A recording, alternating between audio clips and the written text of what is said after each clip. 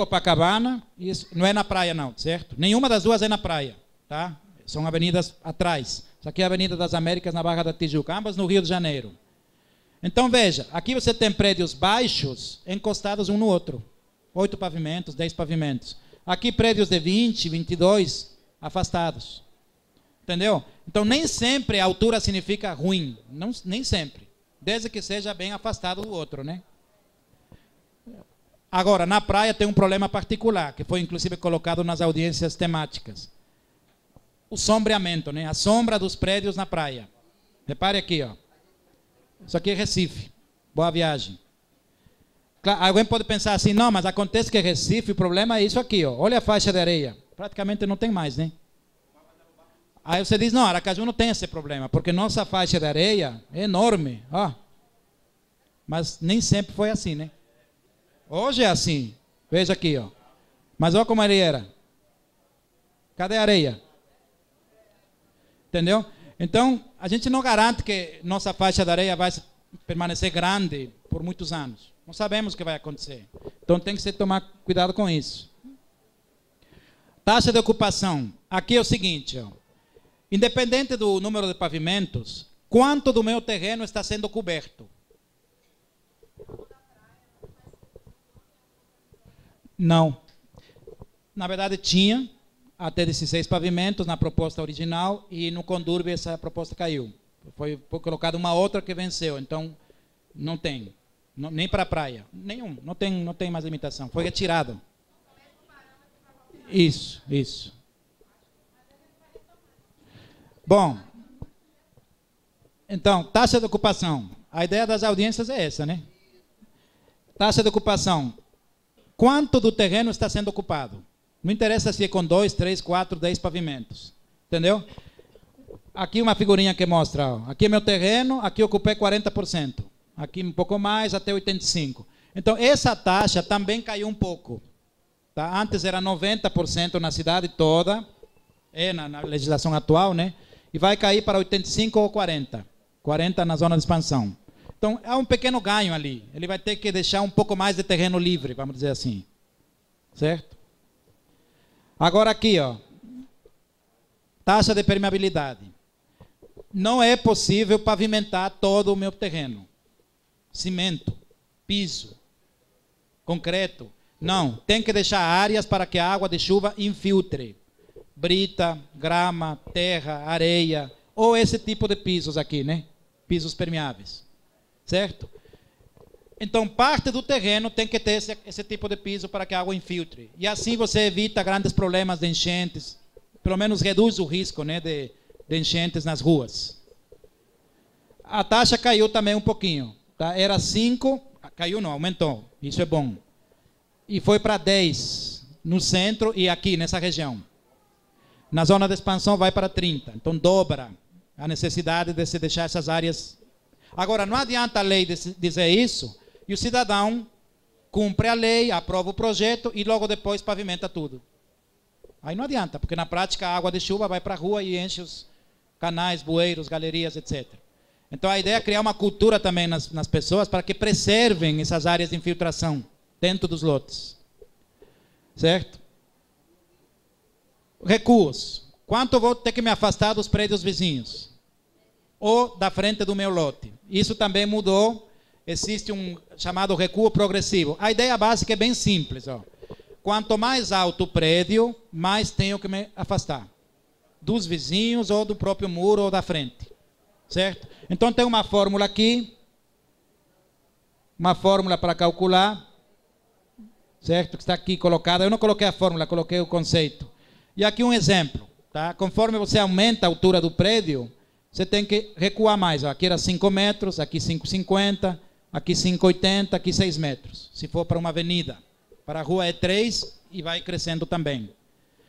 Nos primeiros 2 pavimentos, do lado e atrás, não precisa recuar. Pode encostar no vizinho. Certo? Nos 2 primeiros pavimentos. Mas veja, mas desde que deixe a taxa de ocupação também, né? E a taxa de permeabilidade. Isso é tudo em conjunto, tem que atender tudo ao mesmo tempo. Então, isso inviabiliza, por exemplo, um prédio muito alto ocupando todo o terreno. Não tem como. porque ele não vai cumprir nem taxa de ocupação, nem coeficiente, nem taxa de permeabilidade. Bom, e alguns instrumentos que eu vou rapidamente mencionar aqui. São instrumentos que servem para fazer com que o território, a terra, cumpra a sua função social. Basicamente, moradia. Ou as necessidades do ser humano, né? Equipamentos públicos, escolas, creches, praças, etc. Então, terrenos baldios, vazios, ou pouco utilizados em áreas que têm infraestrutura, não estão cumprindo sua função social. Então, esses instrumentos de aqui servem para obrigar a que esse terreno cumpra a função social. A ideia básica é a seguinte: todo mundo tem direito de construir, certo? 2. Meu direito de construir é 2 vezes a área do terreno, se ficar como está proposto, certo?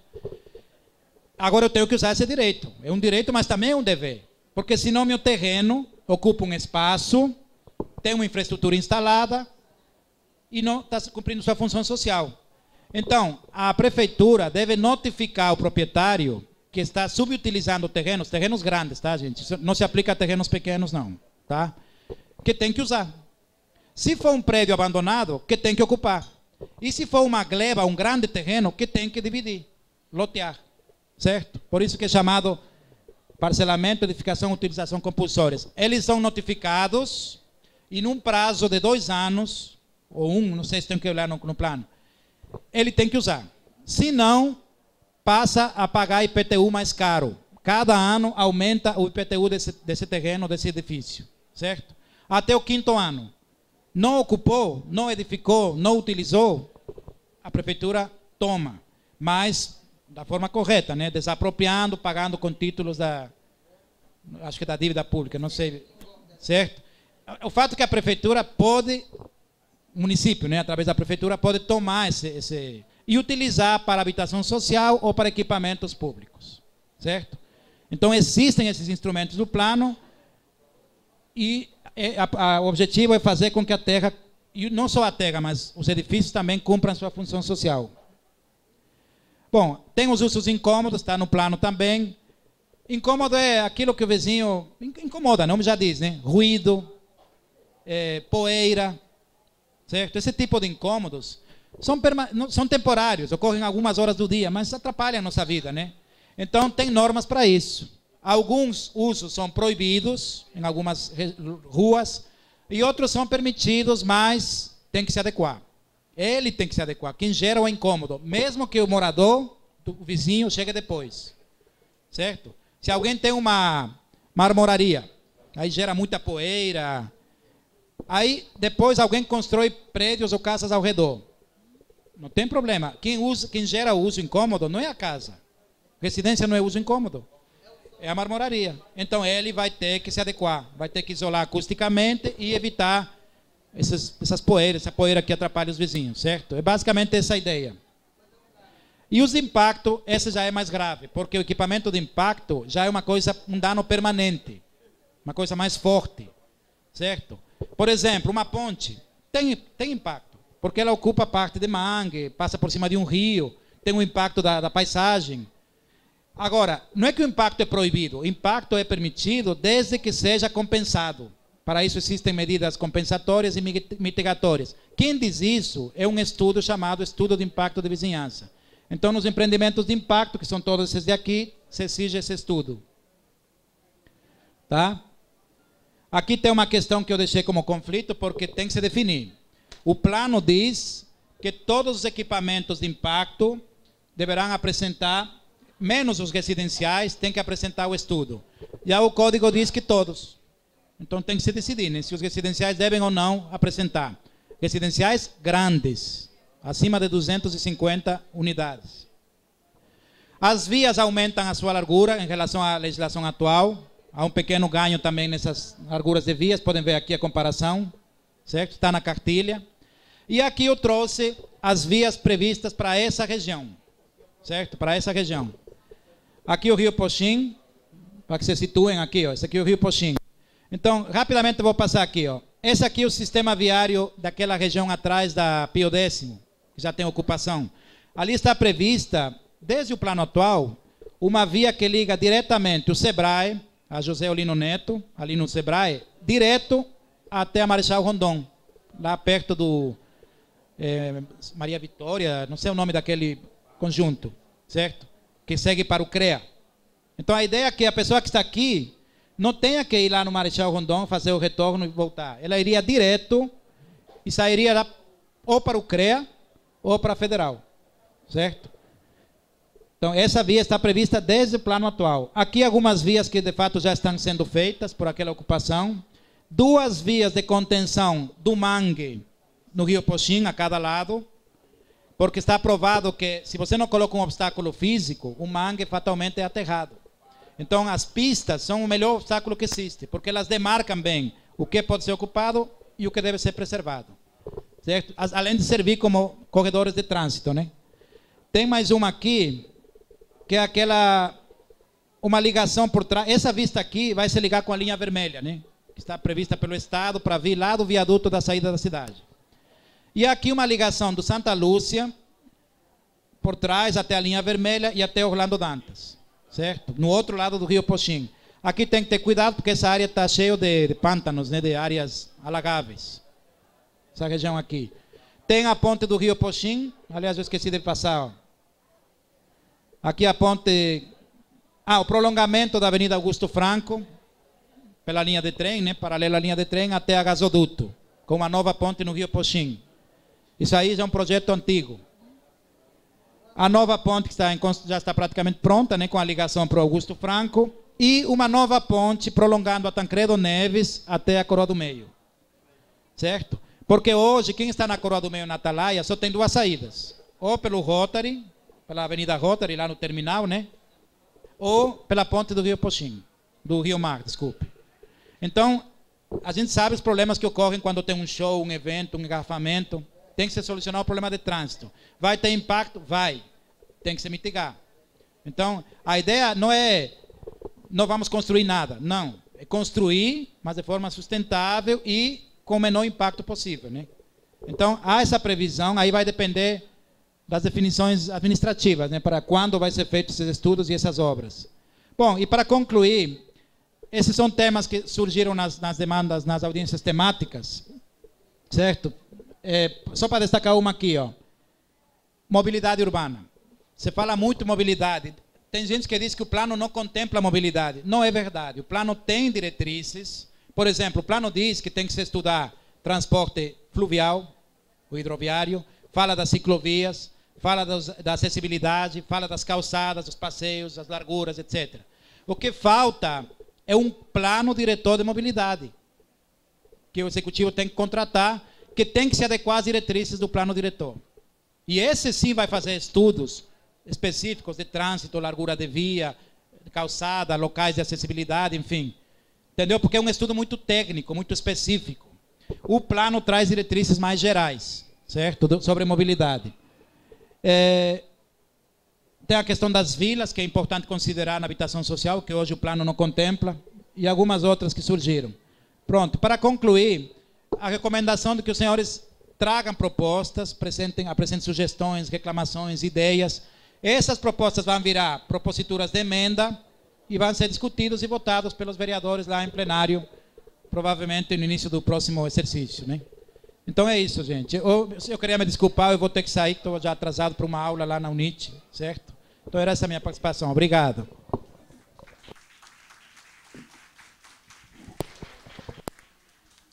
Ok, agradecemos o doutor Juan, mais uma vez com sua competência, maestria, tornando transparente as coisas pertinentes ao plano diretor. Queremos registrar aqui a presença do capitão Charles, registrar também a presença do senhor Orlando Moraes, presidente da Associação do Bairro Soledade, do senhor José Augusto de Andrade Santana, da Associação Comunitária do Conjunto Gessé Pinto Freire, da senhora Ana Lúcia Santos, presidente da Associação de Moradores do Anchietão, no Bugio.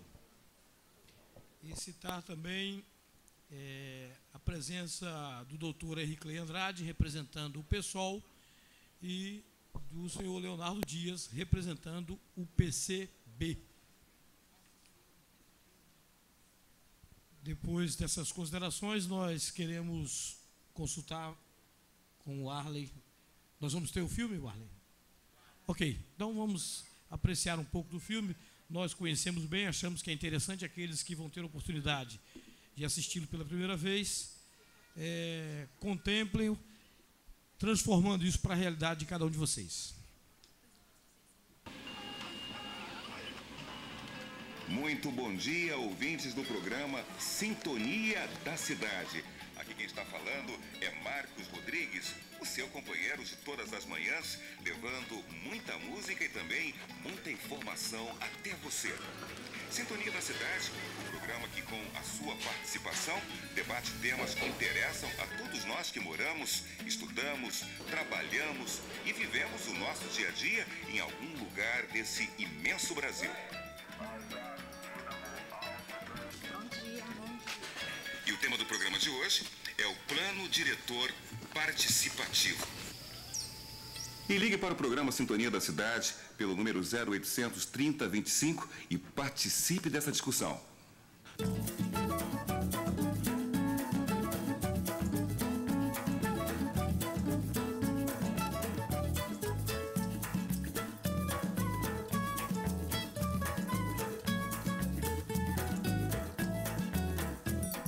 O Plano Diretor é uma lei aprovada na Câmara Municipal que vai definir o que deve acontecer em cada área da cidade para garantir a todos os cidadãos acesso à terra regularizada, à moradia de qualidade e a serviços públicos dignos.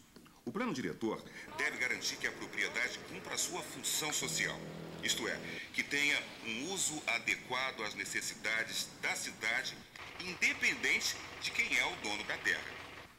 E é claro que ele deve também prever condições que atraiam desenvolvimento econômico para cada região. Trabalho, geração de renda, porque os recursos são fundamentais para promover as mudanças. Alô? Já tem alguém na linha? Alô, quem está falando? Bom dia. Bom dia, é o Walter. Eu sou aqui da Zona Sul de São Paulo, bairro Figueira Grande aqui, próximo à represa do Guarapiranga. E eu tô ligando aí porque eu queria estar participando, né? Na verdade, denunciando aí algumas coisas que acontecem aqui nos bairros da periferia, né? Que aqui a segurança é precária, né? Que aqui a área de lazer é escassa, completamente escassa, né? Certo, Walter. Então você mora pertinho da represa, que é um manancial que abastece boa parte da cidade de São Paulo, mas fica longe do centro. É complicado mesmo, Walter. E eu sei que essa situação de falta de tudo, infelizmente, se repete em muitas outras cidades por esse Brasil afora. Aí eu te pergunto, por que será que essa situação ainda acontece no Brasil? Espera um pouquinho, não responda ainda. Eu tenho um ouvinte na linha. Alô? Alô, é Silene? Silene, como vai? Tudo bem? Tudo em ordem. Antecipadamente, eu já agradeço a tua participação. Você está falando de onde, Silene? Estou falando de São Paulo e sou ambientalista da ONG Seiva Advogados pela Natureza. Eu te pergunto o seguinte, o que você acha de pessoas vivendo nessa situação? Olha, é uma situação bastante complicada, é uma situação péssima, eu diria. Tanto para os moradores dessa área, como para toda a população que é abastecida por essa água desse manancial. Né? Quer dizer, a gente tem uma ocupação, na verdade, que ocorreu por falta de fiscalização por parte do poder público, que no início deveria ter tomado as providências necessárias para evitar essa ocupação. Certo. Walter, e o que você acha disso? O lance que eu acredito é o seguinte, ninguém está numa área ilegal porque quer, não foi opção. Isso foi impulso da situação. Acho que o país inteiro está vivendo uma situação assim difícil. Eu tenho uma pergunta em cima disso que você está falando. Pois não? Aonde é que o Walter vai morar? Ou pessoas como ele? Vão morar aonde? O plano diretor também é uma oportunidade para estar apontando uma nova alternativa, um lugar onde essa população de baixa renda possa estar morando com uma infraestrutura e evitar ocupações como essa no futuro. Olha, Silene, áreas vazias com infraestrutura, isso daí tá cheio lá no centro da cidade, né? Tem um monte de galpão velho, terreno vazio e também eu vejo vários prédios abandonados. Olha, Walter, inclusive o plano diretor pode usar os instrumentos do Estatuto da Cidade, que são perfeitos para isso que você acabou de falar. Alô? Olha, e tem mais um ouvinte querendo participar. Alô? Alô? Quem fala? Sônia Cristina. Estou falando aqui do Setor Sul, Bela Vista, Palmas, Tocantins. Palmas? Olha só, Pelo que eu sei, Sônia, é uma cidade planejada, nova, não é? Isso, só tem apenas 13 anos de idade.